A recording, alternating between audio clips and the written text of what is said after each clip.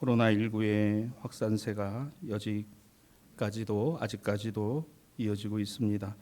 정부와 방역 당국은 거리 두기를 현행 서울과 수도권의 4단계와 그리고 전 지역에 걸쳐서의 현행 단계를 유지하되 특별한 지역에 있어서는 강화된 단계를 유지하고 있습니다. 앞으로 2주 동안 8월 중순까지 현재 단계가 이어지고 있습니다마는 일상에서의 확진과 소규모 연쇄 감염과 확산이 잇따르고 있음을 보게 됩니다. 특히 부산과 김해 지역의 감염률이 수도권 다음으로 높은 상황에서 김해는 4단계로 격상되어 2주간 진행되고 있고 부산 지역은 연일 100여 명이 넘는 확진자가 이어지고 있기에 오늘 오후에 아마 특별한 논의를 진행하고 여기에 4단계로 변화될 가능성이 있음을 아마 소식을 들으셨을 것입니다. 이와 같은 때에 우리가 좀 더 경각심을 갖고 이와 같은 상황을 잘 대처하고 이겨나갈 수 있도록 각자 개인의 방역과 또 백신 접종 그리고 밀접 접촉을 가급적 자제하는 것이 필요하다고 보여집니다. 논란과 우여곡절 끝에 하계올림픽이 오늘 폐막이 됩니다. 코로나 바이러스 확산으로 많은 우려 속에서 개최된 이번 올림픽은 개최국 일본뿐만 아니라 전 지구적인 후폭풍에 직면해 있고 앞으로 어떠한 일들이 일어날는지 우리는 알 수 없습니다. 전 지구적으로 백신 접종의 더딘 속도와 그리고 선진국과 후진국 사이의 백신의 격차는 또 다른 면역의 강화보다는 다른 형태의 변이 바이러스를 양상시킬 수 있다는 것이 오늘 의학자들과 또 진료 당국의 판단이기도 합니다. 계속되는 바이러스의 변이는 인간의 무지와 또한 나태함들을 경고하다시피 계속되는 변이를 통해서 자신의 생명력을 이어가고 또한 인간들의 삶을 피폐하게 하고 어렵게 한다는 것이 현재 인류가 직면한 심각한 위협일 것입니다. 과연 이 코로나는 종식될 수 있는가? 우리가 흔히 알고 있는 감기 내지는 독감의 형태로 토착화될 것인가? 아니면 인류가 지금까지 당면한 위기 가운데 가장 심각한 위기가 될 것인가는 그 어느 누구도 장담할 수 없는 것이 현재의 상황이기도 합니다. 이러한 와중에 매 경기마다 각 나라를 대표해 출전한 선수들이 보여준 최선을 다한 선전과 여기에 담겨진 선수 개개인의 인생 스토리들은 많은 감동을 주기에 충분했습니다. 우리도 이제는 메달의 색깔보다는 경기에 임하는 선수들의 자세와 그들의 땀방울과 땀의 의미를 더 귀하게 여기는 그러한 세태와 풍소들이 된 것 같아서 참 다행이구나 하는 생각을 갖게 됩니다. 승부의 세계보다 손을 잡아 일으켜주며 나보다 잘한 상대방의 손을 들어 승자임을 축하하고 비록 최선을 다했지만 메달을 받지는 못했어도 자신과의 싸움에서 자신의 한계와 기록을 뛰어넘는 결과를 받아들고 기뻐하며 만족해하고 감격의 눈물을 흘리는 선수들이 참 어찌 보면 나의 모습인 것과 같고 내가 살아가야 될 인생의 모습이 저와 같기를 동일시하는 아마 국민들의 마음이 모아지지 않았나 이렇게 보여집니다. 정말 대한민국 선수단 나라와 또 국가를 대표해서 최선을 다해 준 것에 감사하고 모두 수고 많이 했습니다. 교회는 지난 3일 화요일 95세를 일기로 하나님의 부르심이 되신 박인주 권사님의 장례 예식을 유가족들과 함께 가졌습니다. 권사님이 처음 예수를 믿으시고 처음 다니신 교회가 바로 우리 대사 교회셨다고 가족들은 증언합니다. 그 해가 1972년이었으니까 올해까지 근 50여 년을 한 교회에서 한 신앙의 자리를 지키시며 믿음과 신앙을 이어오셨다는 것을 알게 됩니다. 권사님은 한결같이 주님을 사랑하고 교회를 돌아보며 목회자와 성도들을 귀하게 여겨주셨던 권사님이셨습니다. 연세가 드셔서도 언제나 매일같이 새벽 기도를 예배당에서 들으시며 집에 거하실 때는 날마다 교회 신방상에 성경을 펴두시고 묵상하셨으며 또한 목사가 신방을 갈 때마다 손을 잡아주시며 격려해 주셨던 권사님을 기억합니다. 매 주일마다 주일 예배와 목장 모임에 빠지지 않으셨던 신앙의 귀감이시기도 했습니다. 고 박인주 권사님은 이제 우리 대사교회의 역사가 되셨습니다. 그리고 이 땅에서 신앙의 경주를 끝까지 다 마치시고 당신 품에 안기신 권사님, 우리 주님께서 저를 안으시며 잘하였다, 정말 수고 많았다, 끝까지 최선을 다해 충성하였으니 나와 함께 천국 잔치에 참여하자라고 말씀하시며 권사님을 안아주셨음을 우리는 믿음의 눈으로 보고 확신을 합니다. 오늘 요한복음 6장 35절에 예수님이 말씀하십니다. 나는 생명의 떡이니 내게 오는 자는 결코 줄이지 아니할 터이요 나를 믿는 자는 영원히 목마르지 아니하리라. 우리는 계속해서 주일 성서 정과의 말씀으로 주일마다 요한복음을 묵상합니다. 이미 말씀드린 대로 이달 마지막 주일까지는 이 요한복음의 말씀을 중심으로 생명의 떡이신 예수님과 이에 반응했던 무리들을 살펴보고 오늘을 살아가는 우리의 교훈으로 삼고자 합니다. 우선 이 구절은 지난주 본문의 마지막 구절과 겹쳐 있습니다. 이런 겹침은 요한복음 6장을 읽어가는 4주 내내 이어지게 될 것입니다. 자, 오늘 본문 마지막 구절인 51절의 말씀은 다음 주일 본문에 다시 포함이 되어 있는데요. 여러분 주보 뒷면에 보시면 미리 예고해 드린 성서정과의 본문을 가만히 보시면 이 끝부분이 또 겹쳐 있는 것을 보시게 될 겁니다. 그리고 다음 주일 본문 중 마지막 부분이라 할 수 있는 56절로 58절이 22일 주일 복음서의 말씀의 첫 구절이 되고 있다는 것을 아시게 될 겁니다. 왜 이와 같은 반복이 요한복음서에서 매 주일마다 이어지고 있는 것일까? 여러분 생각해 봅니다. 한 가지 주제가 있어요. 강조하고 싶은 내용이 있습니다. 바로 예수님이 생명의 떡이시다. 예수님이 생명이시다 라는 사실입니다. 사실 예수님을 따랐던 그 당시의 무리들의 관심은 우리가 살펴본 바와 같이 성경 우리에게 이렇게 증언합니다. 예수님을 통하여 하나님께서 자신들에게 무엇을 주실 것인가, 무엇을 해 주실 것인가에 관심했다는 사실입니다. 이 떡을 항상 우리에게 주소서, 이 떡을 항상 우리에게 주셔서 무리들이 원했던 것입니다. 그저 몇 끼 먹고 육신이 배부르면 되는 것입니다. 그저 육신이 안락하고 편안하면 예수님을 따르는 것에 보상을 다 받은 거라고 생각을 합니다. 그래서 먹을 것을 주시고 배부르게 해주신 그 예수님을 바라보며 보리떡 5개와 물고기 2마리 가지고도 5,000명을 먹이신 예수님이 우리의 지도자가 되고 왕이 되었으면 좋겠다. 예수님을 따라서 왕을 세우고자 했습니다. 하지만 예수님은 전혀 다르셨습니다. 무리들에게 하늘로부터 오는 참된 양식에 대해서 말씀하십니다. 그리고 그 참된 양식이 생명의 떡이신 당신 자신 예수시라는 말씀입니다. 나는 생명의 떡이니 라는 말씀이죠. 그러나 이와 같은 가르침과 교훈을 두고도 예수님을 따랐던 무리들의 반응은 대단히 부정적이었습니다. 오늘 본문 41절로 42절은 자기가 하늘에서 내려온 떡이라 하심으로 오늘 무리들이 말합니다. 어찌 너는 요셉의 아들 예수가 아니냐? 너의 부모를 우리가 아는데 네가 어떻게 하늘에서 내려왔다 하느냐? 믿으려고 생각 안 합니다. 그리고 자신들이 알고 있는 바, 그리고 생각하고 본 바, 그게 다라고 여기는 것이죠. 이미 무리들은 원하는 바가 분명했습니다. 오늘 저들에게는 예수님의 이 말씀이 귀에 들어올 리가 없습니다. 그들은 자신들이 원하고 바라는 것, 그것이 소중하지 주님이 말씀하시고 주님이 깨닫고자 하시는 것을 관심하지 않았습니다. 여러분 사람이 그래요. 어딘가 뭐 하나 꽂히면은 안 들어옵니다. 보이질 않아요. 신앙과 믿음도 그렇더라고요. 여러분 내 신앙과 믿음이 나태해졌다고 여기십니까? 그럼 뭔가 다른 생각이 있는 거예요. 뭔가 다른 데에 관심을 갖고 있는 겁니다. 오늘 예수님을 따랐던 무리들은 그냥 온통 보리떡 5개와 물고기 2마리요. 그냥 여기에만 꽂혀 있어요.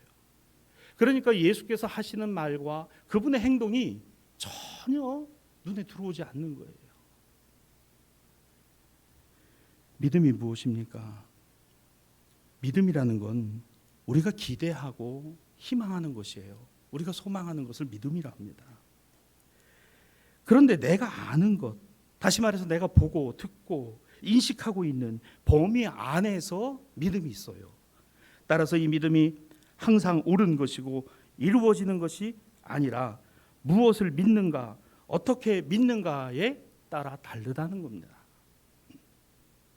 여러분, 사실은 믿음이 없는 사람이 없죠. 나는 내 육신을 믿어, 내 힘을 믿어, 돈의 힘도 있고, 권력의 힘도 있고, 물질의 힘도 있고, 권세, 명예, 이와 같은 힘이 있어요. 세상에서 그게 통용이 됩니다. 자, 그것을 붙들고 있다 그러면, 거기에 꽂혀 있다 그러면 예수님과 십자가와 우리를 향한 하나님 은혜와 사랑은 절대 보이지 않을 거예요. 그냥 어떻게 하든지 그거를 쟁취하고 가져야 되겠다라고 생각하는 겁니다. 이것이 믿음입니다.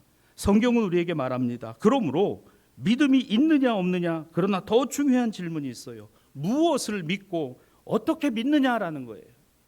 더 구체적으로 말씀드립니다. 우리는 누구를 믿습니까? 하나님의 아들 예수 그리스도를 믿습니다. 오늘 이게 우리의 믿음이어야 돼요. 이것이 참 믿음이라는 거예요. 이 믿음이 날마다 더하여져야 되는 것입니다. 이것이 그리스도인의 삶이고 교회인 것입니다. 오늘 예수님을 따랐던 무리들은 들으려고도 안 했습니다. 오늘 그들이 본 오병이어만에 꽂혀 있었습니다. 오늘 저 예수를 우리의 지도자와 왕으로 삼으면 우리는 배는 골치 앓겠구나. 북한의 식량난이 심각하다고 합니다. 오늘 수해를 통해서 집이 완전히 물에 잠긴 모습들을 북한이 그런 거 잘 공개 안 하는데 자신의 TV를 통해서 공개를 했어요. 전 세계에서 다 본다는 거 알고 있습니다. 물이 말이죠. 북한의 관계수로나 이런 것이 참 70년대 정도에 머물러 있다고 하지 않습니까? 참 그와 같은 상황 속에서 보면서 오늘 그 물난리를 당한 북한 인민들의 마음이 어떻겠어요? 정치를 하고 있는, 권력을 잡고 있는 그 권력자를 향해서 얼마나 많은 불만과 원망이 솟아오르겠습니까? 참 지도자를 잘못 뽑았구나, 잘못됐구나 하는 이와 같은 불만이 올라올 것 같으니까 남북 대화도 연결하려고 그럽니다. 그러면서 어떻게 하든지 국제사회의 구호의 손길을 받으려고 합니다. 참 북한의 그런 모습을 보면 참 많이 안타까워요. 좀 평상시에 그와 같은 좋은 선린의 관계를 만들고 남북 관계도 서로 신뢰할 수 있는 범위 안에서 만들어가면 좋지 않을까요? 그런데 꼭 필요할 때만 저렇게 나오니까 국민들 마음이 참 안 되고 불쌍하다라고 생각하면서도 그렇다고 무턱대고 도와줘서는 안 된다라는 마음이 자꾸 들어오는 거예요. 이 설교를 김정은이 본다면 꼭 이 말씀을 따라 주시길 바랍니다. 골론지 모르겠지만 그렇지 않습니까? 꼭 필요할 때만 말이죠, 손 내밀고 말이죠, 또 아닌 것 같으면 막 폭파시키고 말이죠, 막 그 위해를 가하고 미사일 쏘고 막 그러지 않습니까? 너무너무 안타까운 거예요. 아우, 지도자를 잘못 뽑았구나. 헤롯이라고 하는 지도자를 바라보며, 왕을 바라보면 백성들의 불만이 얼마나 팽배했겠어요. 어느 날 갑자기 갈릴리의 나사렛 청년이 등장했습니다. 이 청년이 말하는 게 예사롭지 않습니다. 뿐만 아니라 병자가 일어나고 오늘 배고픈 그들의 육신을 배부르게 해줬던 이 예수야말로 우리의 지도자가 되고 왕이 되어야 되겠다. 그런데 예수님 도망가셨어요. 피하셨어요. 그게 아니다라고 하는 겁니다. 그러며 예수님의 말씀은 오늘 본문에서 이렇게 이어집니다. 45절입니다. 아버지께 듣고 배운 사람마다 내게로 오느니라. 배부르기 위해서, 육신의 배부름을 위해서 오지 말고 하나님의 말씀을 듣고 그 말씀을 안에 담는 자는 내게 오느니라. 자세히 보세요. 무리들이 지금 믿음이 없는 것이 아니라 잘못 믿고 있고 제대로 믿고 있지 않다는 사실이 여기에 드러나는 겁니다. 예수님께서 하신 말씀 이어지는 51절입니다. 나는 하늘에서 내려온 살아있는 떡이니 사람이 이 떡을 먹으면 영생하리라. 내가 줄 떡은 세상의 생명을 위한 내 살이니라 하시니라. 야, 이게 무슨 말이고 무슨 뜻인가 몰랐어요. 제자들도 몰랐습니다. 우리는 압니다. 이 말씀이 무슨 뜻입니까? 예수께서 온 인류를 위하여 우리의 죄를 대신해서 십자가에서 당신의 몸과 피를 내어주시고 죽으심으로 말미암아, 그리고 죽은 지 사흘 만에 다시 하나님이 그를 살리셔서 부활의 첫 열매가 되게 하심으로 오늘 그를 바라보는 자마다, 믿는 자마다 영원히 멸망치 않고 영생을 얻게 하심이라는 사실 말입니다. 할렐루야. 우리는 예수님의 제자들보다 더 잘 믿을 수 있습니다. 예수님 제자들도 이 말이 뭔지를 몰랐어요. 무리들은요, 말할 것도 없고요. 우리는 이 말씀이 뭔지를 알지 않습니까? 그러니까 우리는 더 잘 믿을 수 있습니다. 사랑하는 대사의 신앙가족 여러분, 우리 믿음의 선진들보다 저와 여러분의 믿음이 더 하여지기를, 더해지기를 주님의 이름으로 축복합니다. 우리 어쩌면 예수님의 제자들의 어리석음보다 우리가 성령 안에서 주님의 지혜가 우리 안에 충만하기를 주님의 이름으로 축복합니다. 말씀이 우리에게 그 증거가 되잖아요. 그런데 이 무리들은 관심이 없어요. 왜냐? 자신들이 믿는 바가 달랐기 때문입니다. 믿음의 대상이 달랐기 때문입니다. 믿음의 내용이 달랐기 때문입니다. 예수님의 말씀을 그렇기 때문에 듣고도 깨닫지 못한 것입니다. 사랑하는 대사의 신앙가족 여러분, 예수님이 생명의 떡이시라는 것은 그분이 곧 하나님의 말씀이시라는 것입니다. 하늘에서 내려온 떡을 먹는다는 것은 하나님의 가르침을 받으며 아버지께 듣고 배우는 것이며, 생명의 떡이신 예수님, 영원한 하나님의 말씀이 육신이 되어 우리 가운데 오신 예수 그리스도를 통하여 영원한 생명을 깨닫게 하시고 알게 하시고 회복시켜 주시며, 오늘 하나님의 나라 그 영광스러움에 참여하는 자가 되게 하신다는 것입니다. 그러므로 예수님이 우리 믿음의 대상입니다. 예수, 우리 주님이 생명의 주님이십니다. 예수의 사람으로 사는 것, 이것이 믿음의 내용입니다. 믿음은 우리 주 예수 그리스도에게 있고, 믿음의 사람으로 산다는 것은 예수 생명이 우리 안에 항상 있다는 것을 기억하는 것입니다.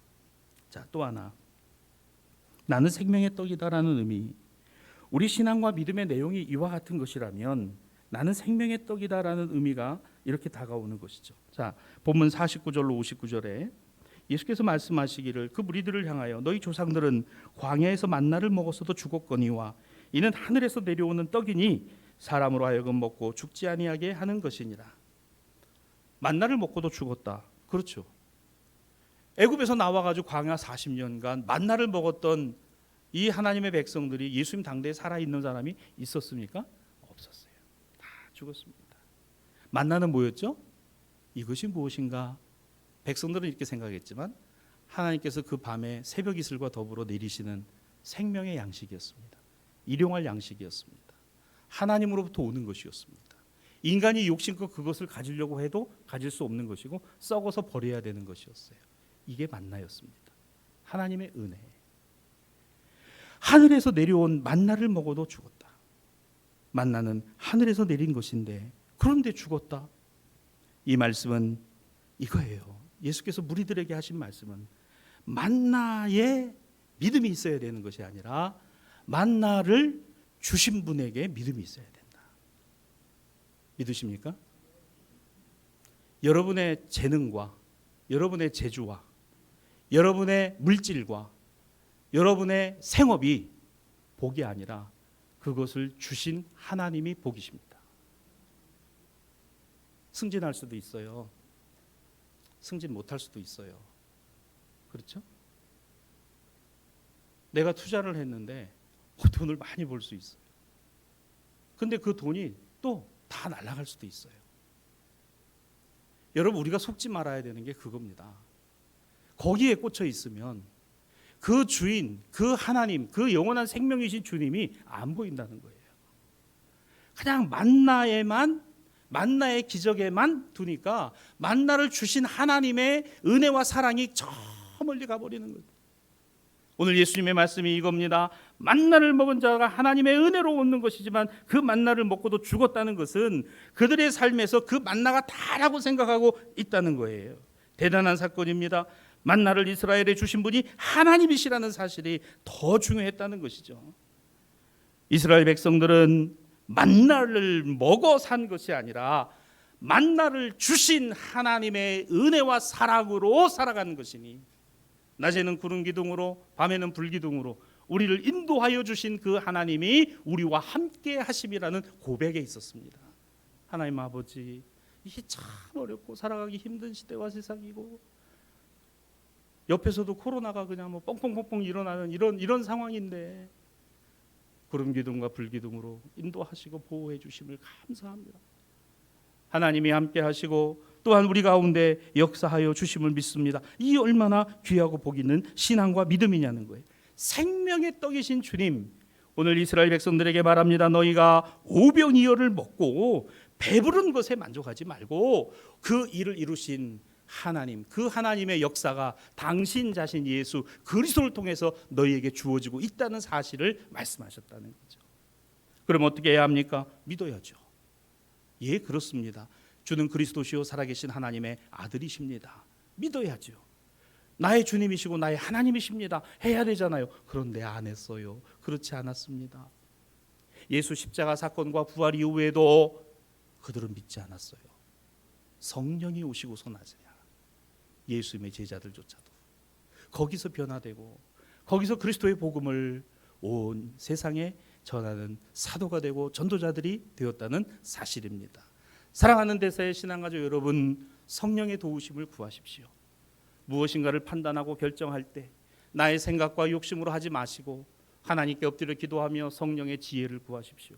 하나님의 뜻이 어디에 있는가를 알지 못하오나 오늘 주님의 선하신 뜻이 이 힘겹고 어려운 상황 속에서도 이어지고 하나님의 뜻을 발견하는 신앙과 믿음이 되게 해달라고 기도하는 우리 모든 신앙가족들이 되시기를 주님의 이름으로 축복합니다.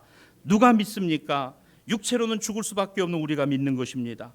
지극하신 하나님의 사랑 안에 예수 그리스도의 은혜로 말미암아 하나님의 자녀되고 영원한 생명을 먹고 마시게 되었다는 것, 이것이 우리의 믿음이니 나는 생명의 떡이니라.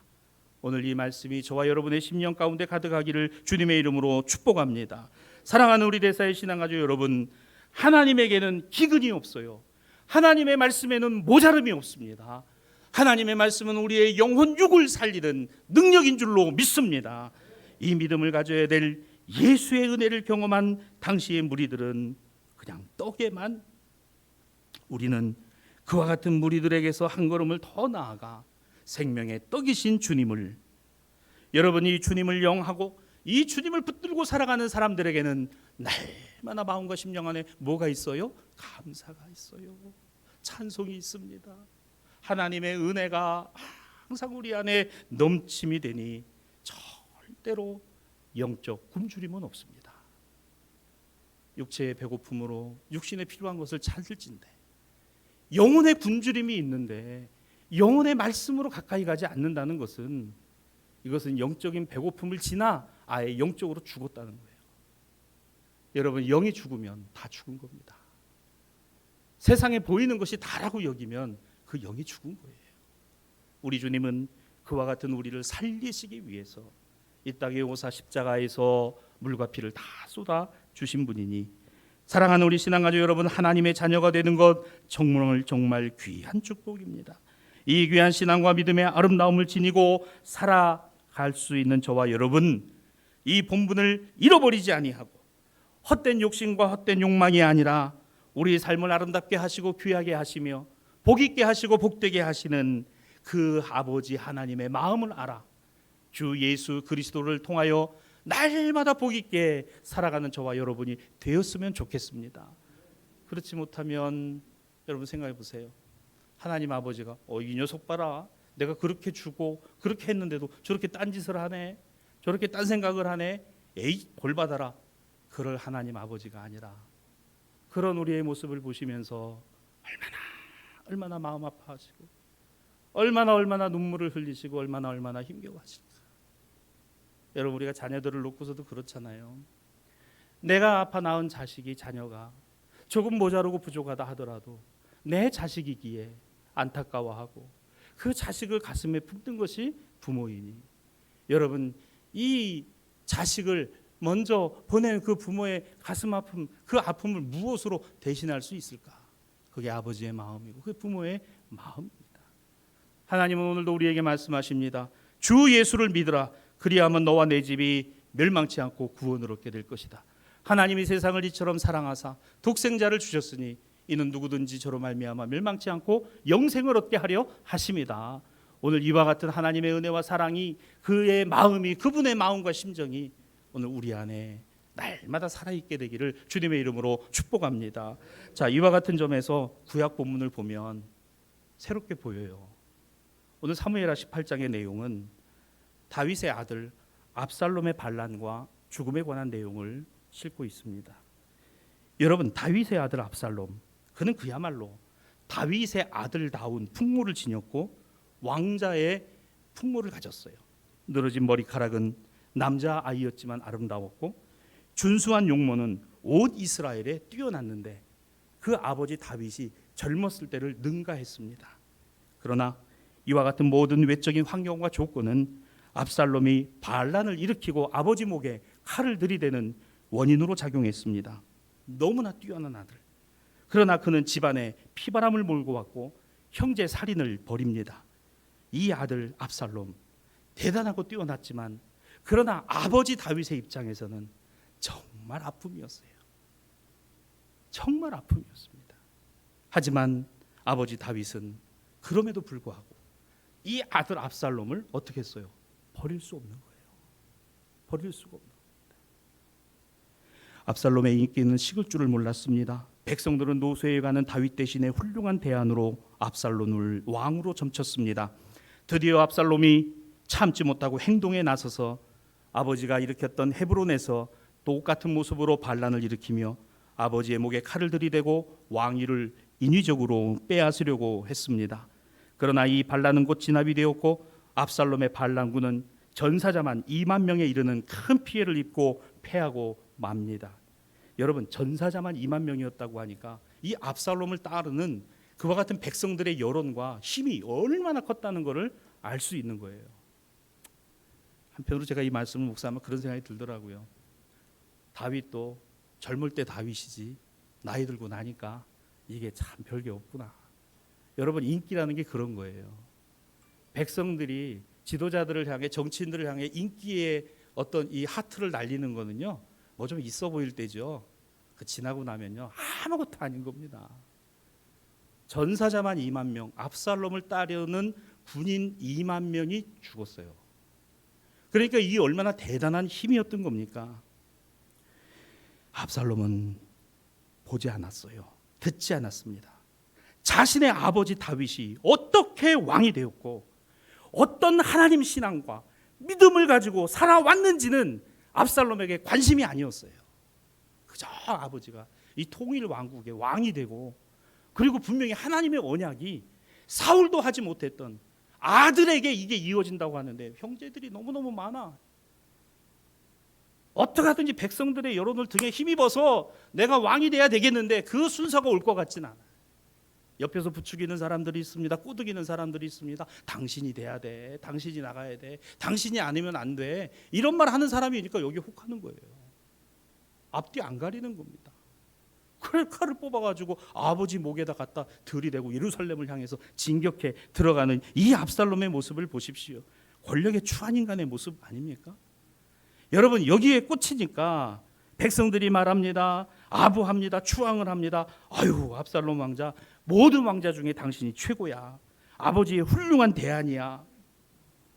권력에 꽂히니까 아버지도 안 보이고 형들도 안 보이고 가족도 안 보이고, 배다른 형제 형 암논을 살해한 것이 바로 그 시작 아니었습니까? 명분을 갖고 있었으나 오늘 왕자를 제거하는 일이 오늘 압살롬에게는 아버지의 자리를 차지하기 위한 출발이었던 것입니다. 그러나 결국 압살롬의 이 반란 전쟁은 무력으로 진압이 되고 압살롬은 처참하게 죽임을 당하게 됩니다. 자, 근데 여기까지 본문의 내용인데요. 근데 중요한 게 있어요. 33절입니다. 오늘 33절 말씀을 보시면 참 우리의 마음에 와서 이 박히는 말씀이 있어요. 압살롬이 죽었다는 보고를 받고 눈물을 흘리며 가슴을 치며 통곡하는 다윗의 모습입니다. 왕의 마음이 심히 아파 문 위층으로 올라가서 우니라. 내 아들 압살롬아, 내 아들 압살롬아, 차라리 내가 너를 대신하여 죽었다면. 압살롬, 내 아들아, 내 아들아.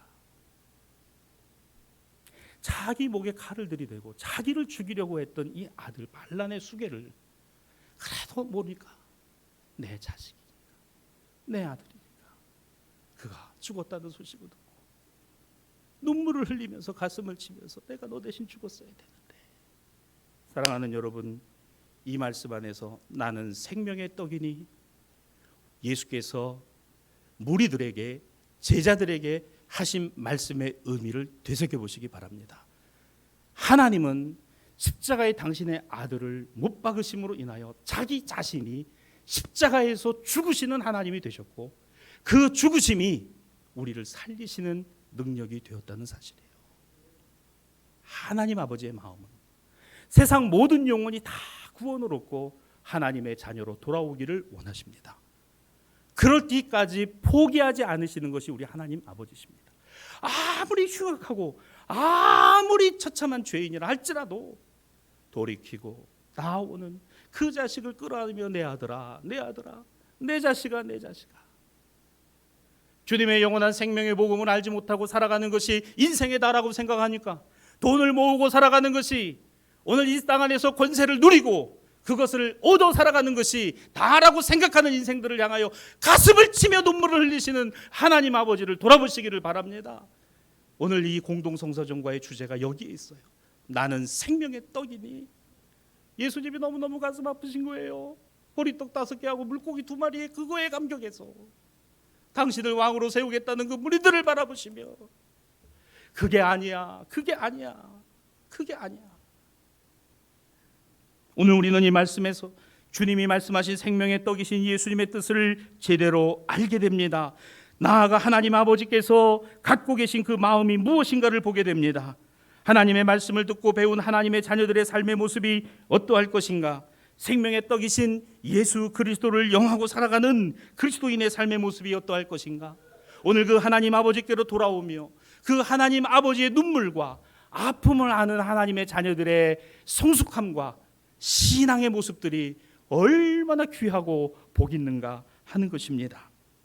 오늘 서신서의 말씀입니다. 에베소서 4장 25절로 29절에 그런즉 거짓을 버리고 각각 그 이웃과 더불어 참된 것을 말하라 라는 말씀이 나와요. 그렇습니다. 생명의 떡이신 그리스도 하나님의 마음을 알고 그 하나님의 사랑과 긍휼하심을 힘입어 살아가는 믿음의 사람들의 모습, 이웃과 더불어 참된 것을 말합니다. 나 개인의 생각만이 중요한 것이 아니라 우리가 함께 이루어가고 함께 만들어가야 될 그와 같은 세상과 믿음의 공동체를 생각하는 것입니다. 사랑하는 여러분, 오늘 우리 교회가 이 지역 안에 하나님이 두신 이유와 목적을 날마다 새롭게 발견할 수 있게 되기를 주님의 이름으로 축복합니다. 이 자리에 앉아 계신 우리 신앙과 믿음의 가족 여러분, 여러분이 앉아 있는 이 자리는 여러분은 언젠가 주님의 품에 안기게 될 것입니다. 그러면 거기에 누가 앉아 있을 것입니까? 여러분의 아들은 어디에 있고 여러분의 딸은 어디에 있습니까? 이 신앙과 믿음을 누가 이어가야 합니까? 이 지역을 구원하자고 기도한다면, 그러면 우리의 가정이, 우리의 자녀와 우리의 생업의 모든 일들이 이곳에서 이어가야 되는 것 아니겠어요? 이와 같은 기도가 여러분에게 있게 되기를 바랍니다. 내 당대로 끝나는 신앙과 믿음이 아닌 것입니다. 뿐만 아니라 26절 분을 내어도 죄를 짓지 말고 우리의 분노, 세상 안에서 내가 이루고 갖지 못한 것에 대한 분노가 하나님을 향한 원망과 불평으로 바뀌지 않아야 되는 것은 그게 죄이기 때문에 그렇습니다. 교만이기 때문에 그렇습니다. 압살롬을 보십시오. 그는 왕자의 신분이었고 당대에 뛰어난 모습을 지닌 왕제의 제목이었으나 그러나 그 분노로 형을 죽이고 집안을 피바람으로 몰고 가고 아버지의 목에 칼을 들이대며 그리고 스스로 망하는 그런 죄를 짓고 말았으니 여러분 욕심으로 살지 말고 오늘 우리에게 주신 은혜로 사시기를 바랍니다. 욕망이 우리의 기도 제목 되지 말고 하나님을 향한 하나님 나라의 소망이 우리의 기도의 제목이 되시기를 주님의 이름으로 축복합니다. 이어지는 28절입니다. 자기 손으로 수고하여 선한 일을 행하라 그렇습니다. 우리 가정과 자녀와 생업의 모든 일들이 우리의 삶의 유익일 뿐만 아니라 하나님의 나라와 그리스도의 복음을 위한 일에 선한 동기가 되고 선한 결과가 되도록 기도하십시오.